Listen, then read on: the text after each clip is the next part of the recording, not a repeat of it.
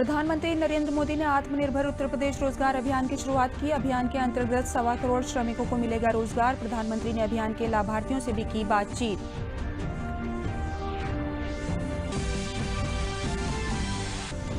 मुख्यमंत्री योगी आदित्यनाथ ने कहा, प्रदेश सरकार आत्मनिर्भर उत्तर प्रदेश रोजगार अभियान के तहत प्रवासी श्रमिकों को राज्य में ही रोजगार मुहैया कराने के लिए है प्रतिबद्ध। अब तक 15 लाख से अधिक प्रवासी श्रमिकों को मिला है रोजगार। उत्तर प्रदेश माध्यमिक शिक्षा परिषद की 10वीं और 12वीं की परीक्षा के परिणाम कल होंगे घोषित। कोरोना संकट के बावजूद यूपी बोर्ड ने समय पर परीक्षाएं संपन्न कराने के साथ रिकॉर्ड समय में परिणाम घोषित करने की है तैयारी। अयोध्या में मस्जिद निर्माण कराने के लिए सुन्नी सेंट्रल वक्फ बोर्ड को आधिकारिक रूप से जमीन की गई आवंटित। सोहावल तहसील के रौनाही क्षेत्र के धन्नीपुर में 5 एकड़ जमीन देने की प्रक्रिया हुई पूरी। नमस्कार, मैं हूं तरन्नुम रिजवी। अब समाचार विस्तार से। प्रधानमंत्री नरेंद्र मोदी ने आज आत्मनिर्भर उत्तर प्रदेश रोजगार अभियान की शुरुआत की। इसके जरिए 1.25 करोड़ मजदूरों को रोजगार दिया जाएगा। पीएम मोदी ने वीडियो कॉन्फ्रेंसिंग के जरिए आत्मनिर्भर उत्तर प्रदेश रोजगार का आगाज किया। इस योजना का उद्देश्य कोविड-19 महामारी के कारण अपना रोजगार खो चुके प्रत्येक और हर प्रवासी श्रमिक को नौकरी देना है। और प्रधानमंत्री नरेंद्र मोदी ने अपने संबोधन में कहा कि उत्तर प्रदेश भारत का आत्मनिर्भर अभियान डबल इंजन सरकार का उत्तम उदाहरण है। पीएम ने कहा कि भारत सरकार द्वारा शुरू किया गया प्रधानमंत्री गरीब कल्याण रोजगार अभियान ने आत्मनिर्भर उत्तर प्रदेश रोजगार कार्यक्रम को प्रेरणा दी है। यानी कि केंद्र सरकार की योजना को योगी सरकार ने गुणात्मक और संख्यात्मक दोनों ही तरीकों से विस्तार दे दिया है। प्रधानमंत्री नरेंद्र मोदी ने कहा कि उत्तर प्रदेश में कोरोना के खिलाफ जो मोर्चा खोला वो सराहनीय है। उन्होंने कहा कि लॉकडाउन के दौरान गरीबों को भोजन की दिक्कत न हो, इसके लिए जिस तरह से योगी सरकार ने काम किया वो भी अभूतपूर्व है। प्रधानमंत्री गरीब कल्याण अन्न योजना के तहत यूपी ने बहुत तेजी से गरीबों और गांव लौटे श्रमिक साथियों तक मुफ्त में राशन पहुंचाया।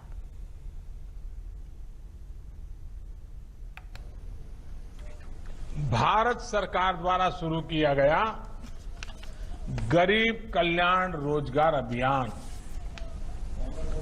प्रधानमंत्री गरीब कल्याण रोजगार अभियान, आज इसी शक्ति ने आत्मनिर्भर उत्तर प्रदेश रोजगार अभियान को प्रेरणा दी है। यानी केंद्र सरकार की योजना को योगी जी की सरकार ने क्वालिटेटिव गुणात्मक और क्वांटिटेटिव संख्यात्मक दोनों ही तरीके से विस्तार दे दिया है। यूपी सरकार ने न सिर्फ इसमें अनेक नई योजनाएं जोड़ी हैं, लाभार्थियों की संख्या बढ़ाई है, बल्कि इसे आत्मनिर्भर भारत के लक्ष्य के साथ भी पूरी तरह जोड़ दिया है, क्लब कर दिया है। प्रधानमंत्री नरेंद्र मोदी ने यूपी राज्य के 6 जिलों के ग्रामीणों के साथ बातचीत भी की और उनके अनुभव सुने। कोविड-19 की महामारी के मद्देनजर सोशल डिस्टेंसिंग मानदंडों को बनाए रखते हुए उत्तर प्रदेश के सभी जिलों के गांव में कॉमन सर्विस सेंटर, कृषि विज्ञान केंद्रों के माध्यम से कार्यक्रम में लोग शामिल हुए। आइए सुनते हैं ऐसे ही लाभार्थी विनीता पाल, जो गोंडा जिले में एक स्वयं सहायता समूह का नेतृत्व कर रही हैं। इसके अलावा प्रधानमंत्री ने प्रधानमंत्री आवास योजना के बहराइच के लाभार्थी तिलक राम और एक अन्य लाभार्थी कुर्बान अली से भी बातचीत की, जो हाल ही में मुंबई से लौटे हैं।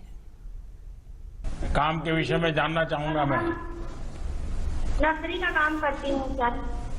सागवान लगाए हैं, चिप्स लगाए हैं, सहजन लगाए हैं, बेल लगाए हैं, नीम लगाए हैं और सारे से काम और मैं करती हूँ। 10 महिलाओं को मैंने इकट्ठा करके संगठन बना के मैंने एक काम चला दिया है नर्सरी। तो ये 10 बहनें कितना कमाई करते हैं? आप इस नर्सरी शुरू किए हैं तो हमें महीने में 50,000 बचत हो जाती है, साल में 6 लाख बचत हो जाती है। 6 लाख रुपया एक साल में कमाई भी हो रही है और आप पर्यावरण की रक्षा भी कर रही हैं।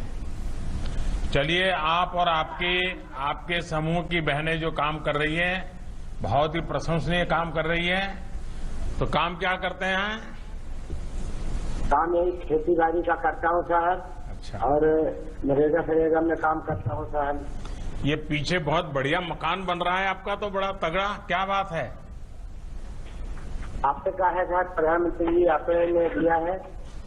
अच्छा, आपको सरकार का लाभ मिला है? ये बहुत दिक्कत थी साहब, ना ये घर था, छपरा था, बारिश में बहुत दिक्कत होती थी और गन्ने में भी दिक्कत होती थी, लेकिन आपने दिया, बहुत अच्छा। अब है परिवार हमारा सुखी से रहेगा। हमने आपको ये आवास दिया, सरकार की योजना से आपको लाभ मिला, तो देश की भलाई के लिए आपको भी अपने बच्चों को पढ़ाना चाहिए। कहिए कुर्बान अली, क्या करते हैं आप? कल भाई मैं राजमिस्त्री का काम करता था। लॉकडाउन के दौरान मैं और मेरा छोटा भाई गांव वापस लौट कर आए। प्रधानमंत्री जी को मैं आभार व्यक्त करना चाहता हूं कि गांव वापस आने के बाद मुझे और मेरे भाई को और मेरे गांव में जितने लोग आए हैं सबको राशन किट भी दिया गया और 1000 रुपया भी दिलाया गया, जिससे हमें बहुत खुशी हुई। और राज्य सरकार को हमारे हुनर के मुताबिक हमारे ही गांव में हमें काम भी दिलाया गया। लॉकडाउन के समय हम भी घबरा गए थे, लेकिन आपने ट्रेन भी चलाई और घर वाले थोड़ा खुशी भी हो गए कि ये रमजान का दिन भी था और ईद भी करीब थी, इसलिए घर वाले बोले 12 मई को प्राइवेट गाड़ी से हम लोग घर चले आए, अपने परिवार के साथ ईद भी यहाँ पे मनाई। तबीयत संभालते हो कि नहीं संभालते हो? बड़े बहादुर बन करके ऐसे ही घूम रहे हो? नहीं सर, यहाँ पे आके बहुत खुश हूँ। यहाँ पे रोजगार भी हमको दिलाया गया, यहाँ पे भी हम काम भी कर रहे हैं।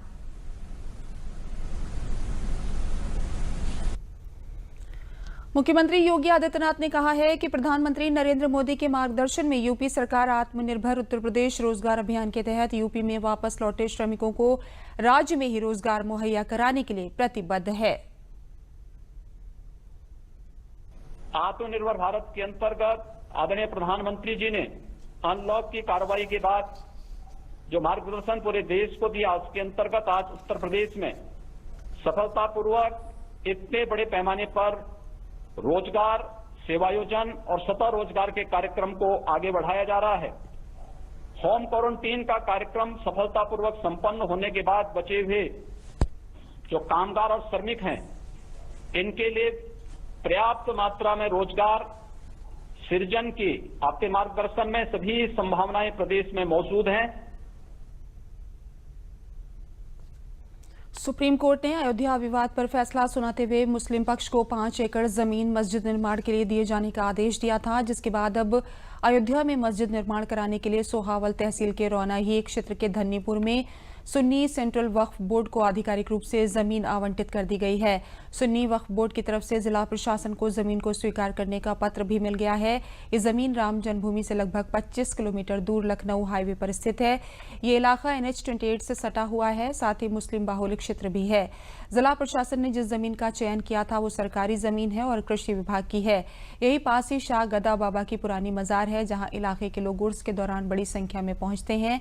एक तरफ जहां अयोध्या में राम मंदिर निर्माण की लगभग सारी प्रक्रिया पूरी हो चुकी है और जल्द ही भूमि पूजन भी किया जाना है, तो वहीं दूसरी तरफ अयोध्या जनपद में ही मस्जिद निर्माण के लिए जमीन देने की प्रक्रिया भी इसके साथ ही आधिकारिक रूप से पूरी कर दी गई है।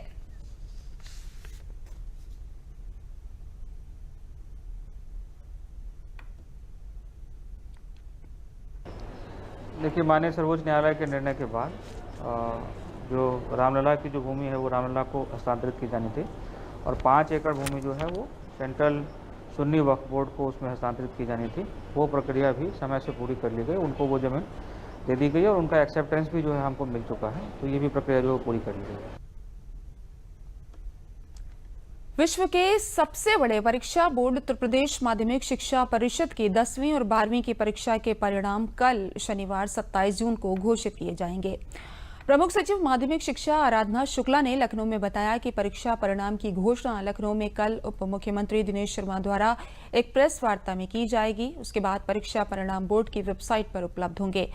उन्होंने बताया कि एक और जहां कोरोना संकट के कारण राष्ट्रीय बोर्ड जैसे CBSE और ICSE अपनी परीक्षाएं पूरी कराने में असमर्थ हुए हैं, वहीं उत्तर प्रदेश माध्यमिक शिक्षा परिषद ने न सिर्फ 10वीं और 12वीं कक्षा की परीक्षाएं समय पर सफलतापूर्वक संपन्न कराई, बल्कि 56 लाख परीक्षार्थियों की लगभग 3.5 करोड़ उत्तर पुस्तिकाएं भी रिकॉर्ड टाइम में 1,20,000 शिक्षकों से मूल्यांकन कराने में सफलता पाई है।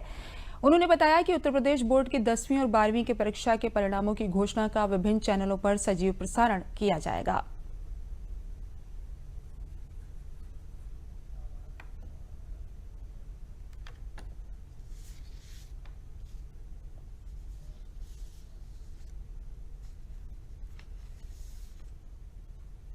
उच्चतम न्यायालय ने सीबीएसई को जुलाई में आयोजित होने वाली 10वीं और 12वीं कक्षाओं की शेष 2 परीक्षाओं के रद्द करने के संबंध में अधिसूचना जारी करने की अनुमति दे दी है। उच्चतम न्यायालय ने सीबीएसई को रद्द परीक्षाओं के लिए विद्यार्थियों को अंक देने की मूल्यांकन योजना पर आगे बढ़ने की अनुमति दी है। सीबीएसई परीक्षा नियंत्रक संयम भारद्वाज ने कहा, अगर 12वीं कक्षा के विद्यार्थी वैकल्पिक परीक्षा में शामिल होते हैं तो प्राप्त किए गए अंक अंतिम स्कोर माने जाएंगे। सीबीएसई और आईसीएसई ने 15 जुलाई तक रिजल्ट देने की बात कही है। सुप्रीम कोर्ट के आदेश के मुताबिक सीबीएसई ने नोटिफिकेशन जारी किया है। प्रदेश के अपर मुख्य सचिव गृह अवनीश अवस्थी ने प्रेस वार्ता में बताया कि मुख्यमंत्री योगी आदित्यनाथ ने कहा है कि कोविड-19 से बचाव के संबंध में जागरूकता सृजित करने तथा संक्रमण के प्रसार को नियंत्रित करने के लिए लगातार प्रयास किया जाना आवश्यक है। उन्होंने बताया कि इसके दृष्टिगत मुख्यमंत्री ने सभी सरकारी और निजी चिकित्सालयों में कोविड हेल्प डेस्क की स्थापना कराए जाने के निर्देश दिए हैं। उन्होंने कोविड एवं नॉन कोविड चिकित्सालयों के कार्यों की निरंतर मॉनिटरिंग करने के निर्देश दिए हैं। मुख्यमंत्री ने कहा है कि रैपिड एंटीजन टेस्टिंग को बढ़ाने की आवश्यकता है। इस विधि को अपनाकर कम समय में सैंपल के जांच परिणाम प्राप्त किए जा सकते हैं। उन्होंने टेस्टिंग क्षमता में वृद्धि के लिए लगातार प्रयास किए जाने के निर्देश भी दिए। प्रदेश के अपर मुख्य सचिव गृह ने बताया कि कोविड-19 के संक्रमण को नियंत्रित करने में बेहतर सर्विलांस की उपयोगिता का उल्लेख करते हुए मुख्यमंत्री ने कहा कि शहरी और ग्रामीण इलाकों में निगरानी समितियों को सक्रिय रखा जाए। उन्होंने बताया कि मुख्यमंत्री ने कहा है कि आकाशीय बिजली की आपदा से सुरक्षित रखने के उपायों का व्यापक प्रचार प्रसार किया जाए। इन प्रयासों से दैवीय आपदा से होने वाली जनहानि को रोका जा सकेगा। कि कोविड-19 के बचाव के लिए जागरूकता बहुत बड़ा एक आधार है जिससे इस बीमारी से लड़ा जा सकता है। सबको मालूम है 2 गज की दूरी, मास्क है जरूरी, कोई इलाज नहीं है। इलाज केवल ये है कि लोग संक्रमण से बचें और दूर रहें, जिससे कि आगे संक्रमण का जो है रास्ता वायरस न तय करते हुए लोगों तक पहुंच सके। इसी के दृष्टिगत रखते हुए कोविड हेल्प डेस्क की व्यापक रूप से स्थापना पूरे प्रदेश में कर ली गई है और हर जनपद में, हर चिकित्सालय पर, हर थाने पर, हर तहसील पर, हर जिला मुख्यालय के कलेक्ट्रेट के भवनों पर, सभी पर ये निर्देश दिए गए हैं कि इनकी स्थापना कर ली जाए और व्यापक रूप से इसकी स्थापना अब कर ली गई है। मुख्यमंत्री जी ने कहा है कि नॉन कोविड अस्पतालों की निरंतर मॉनिटरिंग की जाए, अस्पतालों से संवाद बनाकर यहाँ इमरजेंसी के ट्रीटमेंट और बाकी जो व्यवस्था है उसको भी देखा जाए। रैपिड एंटीजन टेस्टिंग के बारे में जैसा आप सब जानते हैं, नई विधि प्रदेश में लॉन्च की जा रही है और इसका काम शुरू हो जा रहा है। ये एंटीजन की नई विधि आईसीएमआर की अनुमति से प्रदेश में पहली बार लॉन्च की जा रही है और इससे व्यापक रूप से तुरंत पता लग जाएगा कि फला व्यक्ति कोविड पॉजिटिव है अथवा नहीं है। मुख्यमंत्री जी ने मेडिकल इन्फेक्शन से बचने का भी निर्देश दिया, ट्रेनिंग कराने का निर्देश दिया, पीपीई और N95 मास्क को भी लगाने का निर्देश दिया है। उन्होंने कहा है कि बेहतर सर्वेलेंस से, स्क्रीनिंग टीम्स के और मजबूती के काम करने से हम लोग संक्रमित व्यक्तियों को जल्दी अगर आइडेंटिफाई कर लेंगे, उनका इलाज शुरू कर देंगे तो संक्रमण फैलने की संभावना कम रहेगी। प्रदेश में पिछले 24 घंटों के दौरान कोरोना वायरस से संक्रमण के 762 नए मामले सामने आए हैं। चिकित्सा एवं स्वास्थ्य विभाग के अपर मुख्य सचिव अमित मोहन प्रसाद ने प्रेस वार्ता में बताया कि प्रदेश में अब तक कोरोना वायरस संक्रमण से कुल 13,583 लोग पूरी तरह ठीक हो चुके हैं। प्रदेश में कोरोना वायरस के एक्टिव मरीजों की संख्या 6,730 है, जिनका इलाज चल रहा है। प्रदेश में अब तक कोरोना वायरस संक्रमण से 630 लोगों की मौत हुई है। उन्होंने बताया कि प्रदेश में अब तक कुल 6,42,833 टेस्ट हो चुके हैं। कोरोना वायरस के संक्रमण के संबंध में प्रदेश की स्थिति इस प्रकार है। विगत 24 घंटों में संक्रमण के 762 नए मामले सामने आए हैं। इस समय प्रदेश में एक्टिव इन्फेक्शन के केसेस की संख्या 6,730 हो गई है और अब तक जो मरीज पूर्णतः उपचारित होकर डिस्चार्ज किए जा चुके हैं उनकी संख्या 13,583। कोरोना वायरस से संक्रमित लोगों में से कुल 630 लोगों की मृत्यु हुई है। इस समय आइसोलेशन वार्ड में 6,733 लोगों को रखकर उनका इलाज किया जा रहा है। फैसिलिटी क्वारंटाइन में इस समय 5,992 लोग हैं, जिनके सैंपल लेकर उनकी सैंपल की जांच की जा रही है। कल प्रदेश ने जो टेस्टिंग की प्रक्रिया है उसमें एक और नया बेंचमार्क स्टैब्लिश किया। कल 24 घंटे में प्रदेश में 19,387 टेस्ट हुए, तो ये 19,000 का आंकड़ा कल पार हुआ और हम बहुत जल्दी अब हम 20,000 की ओर आंकड़ा पार करेंगे। अब तक प्रदेश में कुल मिलाकर 6,42,833 टेस्ट हो चुके हैं।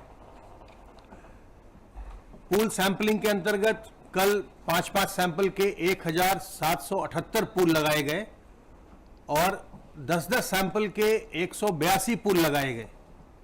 5 सैंपल वाले पूल में से 189 में पॉजिटिविटी देखी गई और 10 सैंपल के 182 पूल में से 32 में पॉजिटिविटी देखी गई।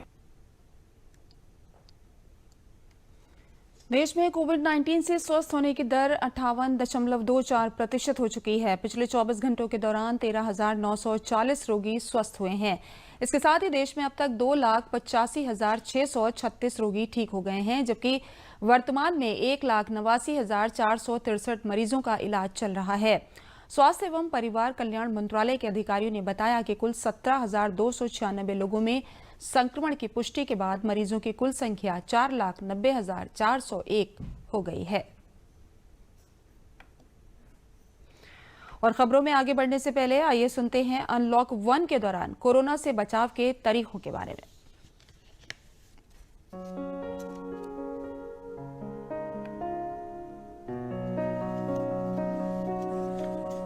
दूरदर्शन के समस्त दर्शकों को मेरा प्यार भरा नमस्कार।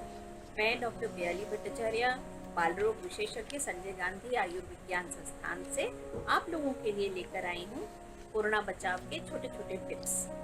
कई लोगों ने घर में पालतू जानवर, कुत्ता हो, बिल्ली हो, पाल रखा होगा, तो इनके साथ भी कई ध्यान रखने वाली बातें हैं। पहली बात, आप जब ऑफिस से घर आए तो तुरंत इनको ना छुएं, साबुन पानी से हाथ अच्छे से धो लें और उसके बाद ही इनको हाथ लगाएं। दूसरी बात, इनको जब आप एक्सरसाइज करवाने बाहर लेके जाएं तो अगर आपके कोई दोस्त मिले या कोई और व्यक्ति आपके आसपास हो तो एक तो उचित दूरी बनाए रखें और दूसरी बात, आप उन्हें अनावश्यक अपने पेट को हाथ ना लगाने दें, प्यार ना करने दें। तीसरी बात, घर आकर के आप अपने कुत्ते के पैर धुलवाकर ही उसे घर में प्रवेश करने दें। चौथी और बहुत इम्पोर्टेंट बात यह है कि आपके कुत्ते के टीकाकरण का ध्यान रखना है। वो अगर पूरा नहीं हुआ है तो आप अपने पास के वेटरनरी डॉक्टर के पास जाकर उसका टीकाकरण जरूर पूरा करें। धन्यवाद। और आइए बढ़ते हैं अन्य खबरों की ओर। इलाहाबाद उच्च न्यायालय ने कोरोना वायरस के प्रकोप को फैलने से रोकने के लिए सोशल डिस्टेंसिंग का पालन न करने वालों को जेल में बंद करने के बजाय कोविड-19 की गाइडलाइन के प्रति जागरूक करने की सलाह दी है। कोर्ट ने कहा है कि प्रदेश की जेलों में पहले से भारी भीड़ है, ऐसे में सोशल डिस्टेंसिंग का पालन न करने पर जेल भेजने से कोरोना महामारी फैलने को बढ़ावा ही मिलेगा। उच्च न्यायालय ने कहा कि प्रत्येक नागरिक का कर्तव्य है कि वो कोरोना वायरस से निपटने के लिए केंद्र सरकार की गाइडलाइन का अनिवार्य रूप से पालन करे। न्यायालय ने कहा कि सोशल डिस्टेंसिंग का पालन न करने पर दर्ज एफआईआर से अपराध बनता है, किंतु याचियों को एक मौका दिया जाए ताकि वे कोविड-19 की गाइडलाइन का पालन करने और भविष्य में इसका उल्लंघन न करने का आश्वासन दर्ज कराएं। कोर्ट ने सोशल डिस्टेंसिंग का पालन न करने पर दर्ज एफआईआर की विवेचना में सहयोग करने की शर्त पर पुलिस रिपोर्ट दाखिल होने तक याचियों की गिरफ्तारी पर रोक लगा दी है। यह आदेश न्यायमूर्ति सुनीता अग्रवाल तथा न्यायमूर्ति एसडी सिंह की खंडपीठ ने ताजगंज आगरा के मुन्ना व 6 अन्य की याचिका को निस्तारित करते हुए दिया है। कोरोना महामारी के दौरान सोशल डिस्टेंसिंग का पालन न करने के कारण आगरा के ताजगंज पुलिस स्टेशन के अंतर्गत कुछ लोगों के विरुद्ध एफआईआर दर्ज कराई गई थी, जिसके विरुद्ध याचियों ने माननीय उच्च न्यायालय में रिट पिटीशन फाइल करी, जिस पे माननीय उच्च न्यायालय ने कहा कि यद्यपि ये संज्ञेय अपराध याचियों ने कारित किया है, किंतु इस प्रकार के लोगों को जेल में उत्तर प्रदेश की जेलें ऑलरेडी भरी हुई हैं और इस तरह के लोगों को जेल में भेजने से कोरोना महामारी को बढ़ने में और ही मतलब मदद मिलेगी। न्यायालय ने याचियों को निर्देश दिया है कि वो एसएसपी आगरा को के समक्ष अपनी अंडरटेकिंग दें कि वे भविष्य में कोविड-19 के गाइडलाइन का पालन करेंगे और उसका उल्लंघन नहीं करेंगे। रायबरेली में आज स्वास्थ्य मंत्री जयप्रकाश सिंह ने हरचंदपुर सामुदायिक स्वास्थ्य केंद्र का औचक निरीक्षण किया। उन्होंने अस्पताल में मरीजों का हालचाल लिया। इस अवसर पर उन्होंने डॉक्टरों से सोशल डिस्टेंसिंग और मास्क लगाकर तथा सावधानी बरतने के निर्देश दिए। सामुदायिक स्वास्थ्य केंद्र हरचंदपुर के निरीक्षण के बाद स्वास्थ्य मंत्री जयप्रकाश सिंह रायबरेली जिला अस्पताल पहुंचे और वहां भी उन्होंने जिला अस्पताल का निरीक्षण किया तथा जिला अस्पताल में अल्ट्रासाउंड, सीटी स्कैन, महिला अस्पताल और आइसोलेशन वार्ड का भी निरीक्षण किया। स्वास्थ्य मंत्री के औचक निरीक्षण के दौरान जिले के आला अधिकारी मौजूद रहे।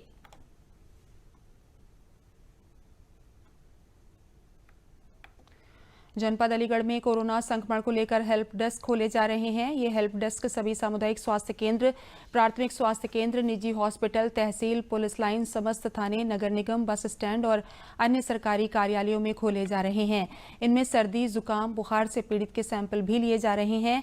इन हेल्प डेस्क के माध्यम से लोगों को कोरोना से बचाव हेतु जागरूक किया जा रहा है, जिसमें विभागों में आने वाले व्यक्तियों की स्क्रीनिंग करने के साथ साथ मास्क, सोशल डिस्टेंस व सैनिटाइजर के प्रयोग करने की जानकारी दी गई।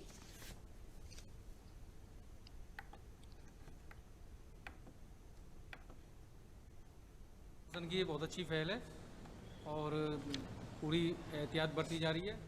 थर्मामीटर स्कैनिंग की जा रही है। बहुत अच्छी पहल है सरकार की। इससे सरकार को मतलब इससे जंग जीतने में ऐसे मदद मिलेगी। आया तो यहाँ मैंने देखा कि हेल्प डेस्क की स्थापना हुई है। तो यहाँ पर जो है सबसे पहले मेरे हाथ सैनिटाइजर से धुलवाए गए और मैं उस वक्त मास्क नहीं लगाए हुए था, तो उन्होंने मास्क भी दिया मुझको। और ये सरकार की जो है बहुत अच्छी पहल है। इससे अवश्य ही हम कोरोना से जंग जीतेंगे। इसी प्रकार नगर पंचायत, तहसील भवनों में हर जगह कोविड हेल्प डेस्क की स्थापना की जा रही है, जहां पर लोगों को कोविड के बारे में जानकारी, क्योंकि मुख्य रूप से जागरूकता का जो लोगों में अभाव है, जो सोशल डिस्टेंसिंग का पालन नहीं कर रहे हैं, जो मास्क नहीं पहन रहे हैं, उनमें संक्रमण की संभावना ज़्यादा है। और ऐसे लोग जो कहीं किसी कार्यालय में किसी सार्वजनिक जगह पे जाते हैं, उनकी थर्मो स्कैनिंग हो सके, उनका पल्स ऑक्सीमीटर लगा करके उनका पल्स और उनकी ऑक्सीजन लेवल चेक किया जा सके। और लोगों को जानकारी देने के लिए स्वास्थ्य संबंधी और कैसे अपना बचाव करें, इसके लिए कोविड हेल्प डेस्क की स्थापना सारे सरकारी कार्यालयों में, सारे थाने में, सारे अस्पतालों में, तहसीलों में और नगर पंचायत, नगर पालिकाओं में की जा रही है। प्रयागराज के बारा, करछना, मेजा और कोरांव तहसील के कई क्षेत्रों में लाखों की संख्या में टिड्डियों का दल निकला है और उनका आक्रमण खेतों, बाग बगीचों में शुरू हो गया।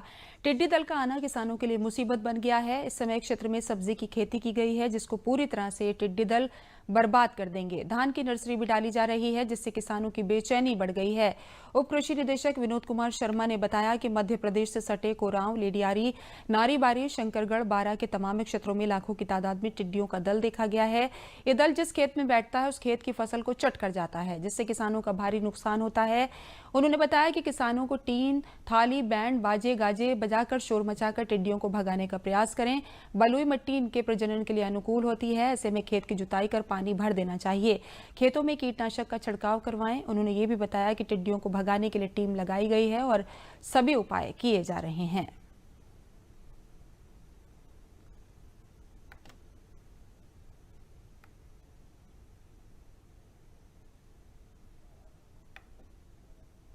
बुरा इस वक्त आ गया। सुबह 4 बजे से सारे किसान भाई हम लोग धान की बेहन डाले हुए वहीं रखवाली कर रहे हैं। करोड़ों की तादाद में आया टिड्डी दल। अभी हम लोग कोरोना महामारी से नहीं उभरे थे कि टिड्डी दल की महामारी आ गई है, प्रकोप आ गया। बहुत बुरा हाल है हम लोगों को। सारे किसान अपना घर बार छोड़ के सब खेत में बैठे हैं, अपनी बेहन की रखवाली कर रहे हैं। अभी 15 दिन पहले आया हुआ था टिड्डियों का दल, और वह टिड्डियों का दल हमारे क्षेत्र में काफ़ी तबाही मचाया था।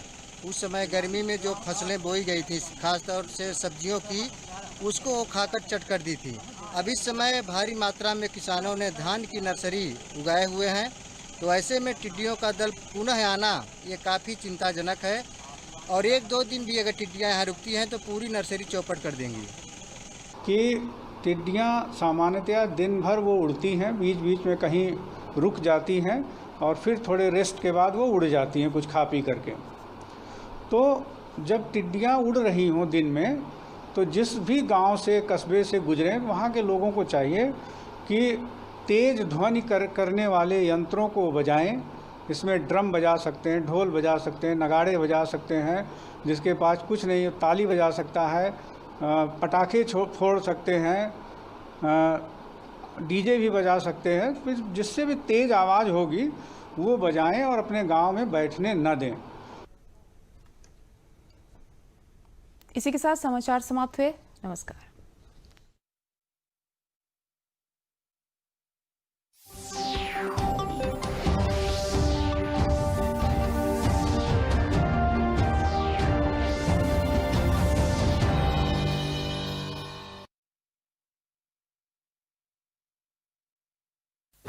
विशाल है ना, इसका सब प्रॉपर चलता है। कल उसके बैंक अकाउंट में 15,000 रुपए का फ्रॉड हुआ है, पता है?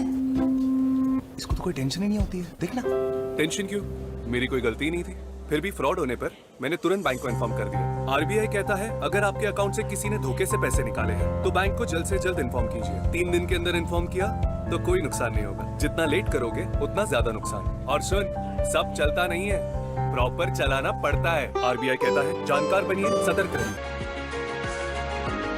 Come on boys, let's go practice. अरे रुक यार, मेरे बैंक अकाउंट में गलत एंट्री का प्रॉब्लम हो गया है। अरे तो बैंक को कंप्लेन करना। बैंक को लिखे 1 महीना हो गया है, बट वो गूगली पे गूगली डाले जा रहा है। तो आरबीआई के बैंकिंग लोकपाल को इन्फॉर्म करो। रुक, मैं समझाता हूँ। जैसे क्रिकेट में 3rd अंपायर, वैसे ही आरबीआई का बैंकिंग ओम्बड्समैन। आरबीआई कहता है अगर बैंक आपकी कंप्लेंट को 1 महीने में नहीं सुलझाता तो आरबीआई के बैंकिंग ओम्बड्समैन में कंप्लेंट करो। यह आरबीआई का आसान तरीका है आपकी कंप्लेंट सुलझाने का, और वो भी फ्री। समझे? आरबीआई कहता है जानकार बनिए, सतर्क रहिए।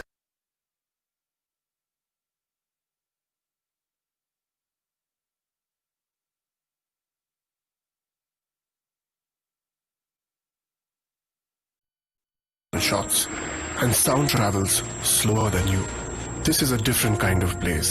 That's why we're looking for different kind of people for whom excellence is not a job but a way of being, be it in the sky or on the ground. We are looking for an invincible team of invincible people, people who are a cut above. Join the Indian Air Force to be a cut above.